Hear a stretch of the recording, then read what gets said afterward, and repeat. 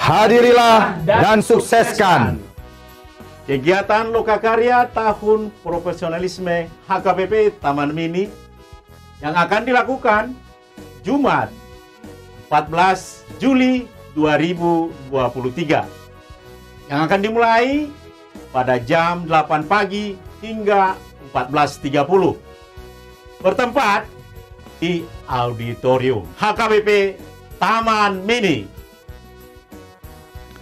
Adapun topik dari Lokakarya kita terkait dengan profesionalisme dalam penata layanan di HKBP Taman Mini.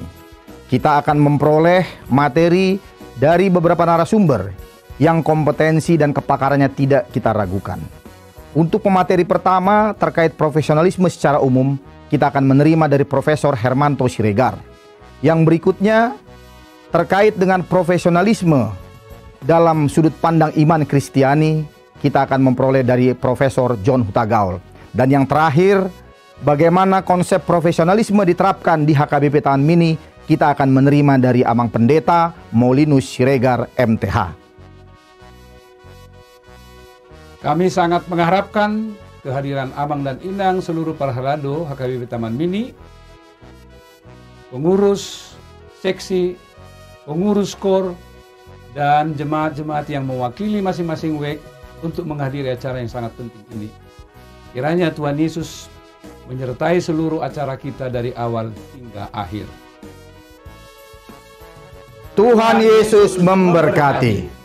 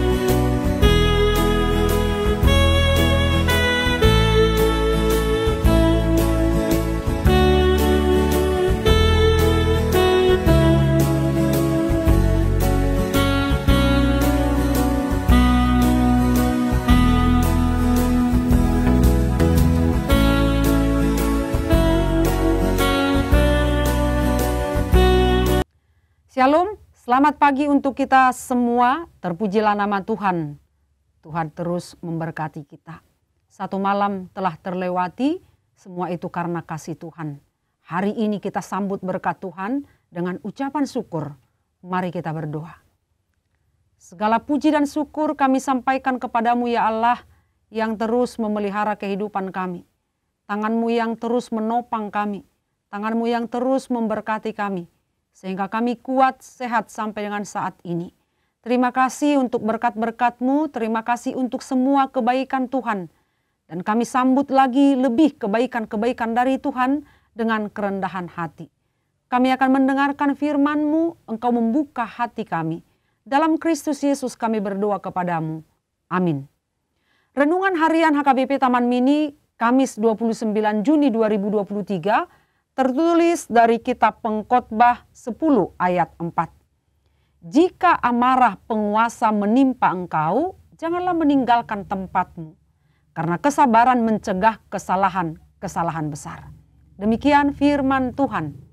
Jemaat yang dikasihi Tuhan kita Yesus Kristus, pada zaman sekarang kesabaran semakin langka kita temukan. Teknologi menawarkan untuk membuat segala sesuatu jadi cepat dan praktis. Hal ini pun mempengaruhi juga dalam bersikap kepada orang lain dan kepada Tuhan. Banyak orang menganut slogan siapa cepat dia dapat atau waktu adalah uang. Tidaklah mengherankan jika kita hidup dalam dunia yang serba tergesa-gesa tanpa memikirkan lebih jauh bahaya yang ditimbulkan bagi diri kita dan bagi diri orang lain. Pengkhotbah dalam nas ini menegaskan bahwa ketidaksabaran merupakan sebuah tanda kebodohan. Kebodohan mengakibatkan berbagai hal buruk, namun sebaliknya kesabaran dapat mencegah kesalahan besar. Sifat sabar dikembangkan melalui sebuah proses yang panjang, yaitu karya Roh Kudus dalam diri orang percaya. Sabar bukan berarti pasif dan acuh tak acuh atau tidak peduli. Melainkan sabar memberi kesempatan lebih banyak kepada diri sendiri untuk menelaah dan menyiapkan tindakan terbaik dalam situasi apapun. Karena itu kita harus berhati-hati dalam melakukan sesuatu, sebab dapat menyatakan ataupun menunjukkan pertama, kebodohan diri, dan kedua, bahaya ancaman. Dikatakan orang bodoh adalah orang yang mengabaikan nasihat dan didikan Tuhan. Kebodohan itu bukan dalam arti intelektual, pendidikan, tetapi menghina hikmat dan didikan. Pengkhotbah memaparkan ciri-ciri bodoh, suka menebarkan kebusukan, dan selalu membawa bencana. Sebab hati orang bodoh cenderung ke kiri, yakni apapun yang ia lakukan selalu memotivasinya bengkok. Dan lidah orang bodoh selalu mencelakakan, tak terkendali, dan menyesatkan. Sehingga dapat mengancam bahkan membahayakan kehidupan banyak orang yang mendengarkannya. Orang yang bijaksana adalah orang yang senantiasa peka dan suka mendengarkan nasihat dengan baik. Dan Allah memanggil kita agar hidup menjadi orang-orang bijak. Karena itu dalam ayat 20 dikatakan, dengarkanlah nasihat dan terimalah didikan, supaya engkau menjadi bijak di masa depan. Tuhan selalu memperbaharui hidup dalam rancangannya, agar anak-anaknya mampu terus bertekun belajar dalam hikmat dan pengetahuan. Bersikaplah bijaksana dan asahlah mata kapakmu supaya engkau berhasil. Hikmat itu umpama seperti mata kapak yang harus diasah sehingga dapat menumbangkan pohon yang besar. Kapak yang tumpul hanya akan menghabiskan banyak tenaga. Selain kita menjadikan firman Tuhan sebagai sumber segala hikmat, kita juga perlu terus belajar dengan pengetahuan dan mempelajari keahlian yang baru. Bangunlah relasi dengan orang-orang berhasil. Belajarlah dari mereka. Ingatlah, pengetahuan atau cara yang berhasil di masa lalu belum tentu dapat digunakan sebagai solusi di masa yang akan datang.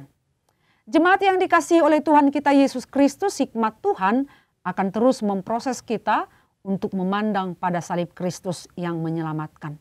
Dengan hikmat dan kekuatan Tuhan kita beriman, giat bekerja dan berkarya. Kita mengasihi dan mampu menjadi berkat. Hidup dalam hikmat adalah perintah Tuhan yang seharusnya menjadi bagian hidup orang percaya.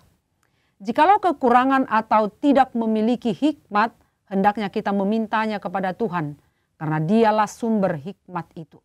Dengan hikmat kita dapat membedakan apa yang baik dan yang jahat, yang benar dan yang salah, dan memahami yang benar apa yang harus kita lakukan pada saat yang tepat. Seringkali ketika kita menuruti apa yang Tuhan inginkan, memang awalnya justru banyak mengalami hal-hal yang menyakitkan, menyedihkan, tetapi itu hanyalah sementara. Dunia pada awalnya adalah enak, tetapi berujung pada kepahitan dan kegelapan. Walaupun seringkali kita mengerti apa yang ada di depan, tetaplah melangkah dan selesaikanlah dengan baik. Sebab kebenaran Tuhan lebih memikirkan apa yang ada di akhir, bukan yang di depan. Amin, kita berdoa.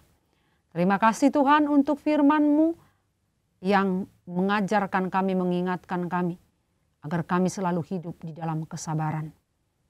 Dengan kesabaran kami akan memperoleh hikmat. Biarlah kesabaran yang dari Tuhan hadir dalam hati kami. Sekalipun hidup kami diperhadapkan dengan kesulitan, pergumulan, sakit, penyakit, tapi kami boleh sabar karena Tuhan yang begitu baik, karena Tuhan yang akan terus menolong dan memampukan kami. Bantulah kami Tuhan hari ini dalam berbagai kegiatan kami. Topang kami dengan tangan-Mu yang penuh dengan kuasa. Jangan biarkan iblis merajai hati dan pikiran kami, Tapi menangkanlah kami Tuhan, kuatkanlah kami untuk melewati hari-hari yang sulit, hari-hari yang banyak pergumulan dan tantangan. Kami percaya Engkau lebih kuat, Engkau lebih dahsyat dari apa yang kami hadapi saat ini. Kau berkati jemaat-Mu yang mendengarkan firman ini, Kaulah yang menyertai kehidupan mereka. Satu hari ini kami serahkan hidup kami ke dalam tangan-Mu. Ampuni kami Tuhan.